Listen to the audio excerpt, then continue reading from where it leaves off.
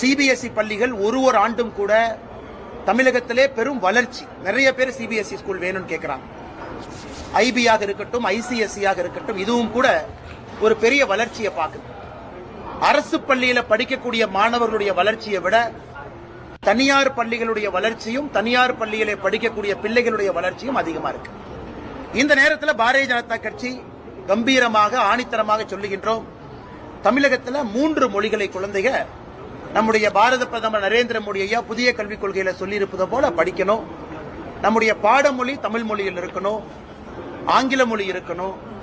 ஒரு விருப்ப மொழியாக ஒரே ஒரு பேப்பர், ஒரே ஒரு லாங்குவேஜ் பேப்பர் விருப்ப மொழியாக ஏதாவது ஒரு இந்திய மொழியில் இருக்கணும். அது நம்முடைய திராவிட மொழியாக இருந்து இருக்கக்கூடிய மலையாளமோ, கன்னடமோ, தெலுங்கு இந்த மாதிரி இருந்தாலும் சந்தோஷம். ஹிந்தி, சமஸ்கிருதம் ஏதாவது ஒரு மொழி விருப்ப மொழியாக மக்கள் எடுத்து படிக்கணும். ஒரு அரசியல் கட்சி தலைவர்கள் கருத்து சொல்றாங்க. ஏக மனதாக எல்லா அரசியல் கட்சிகளும் ஒரு பக்கம் நிக்கிறாங்க. பாரதிய ஜனதா கட்சி நாம ஒரு பக்கம் நிக்கிறோம். இதான் ஒரு வார காலமா பாக்குறீங்க.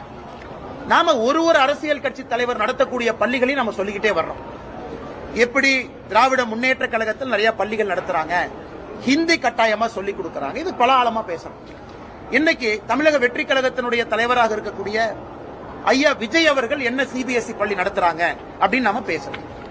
இன்னைக்கு விடுதலை சிறுத்தைகள் கட்சியினுடைய தலைவராக இருக்கக்கூடிய ஐயா தொல் திருமாவளவன் அவர்கள் நடத்தக்கூடிய சிபிஎஸ்இ பள்ளி இன்று காலை என்னுடைய முகநூல்ல பதிவு செஞ்சிருந்தேன்.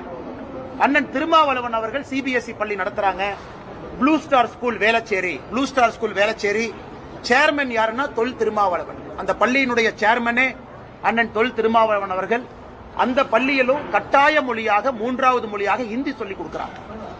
பட் இந்த அரசியல் கட்சி தலைவர்கள் பள்ளிக்கூடம் நடத்துறாங்க, குழந்தைகளுக்கு அட்மிஷன் போடுறாங்க, சேர்மனா இருக்கிறாங்க, ஹிந்தி சொல்லிக் கொடுக்கறாங்க.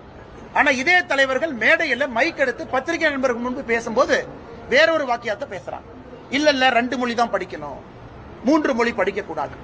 அதனால்தான் தொடர்ந்து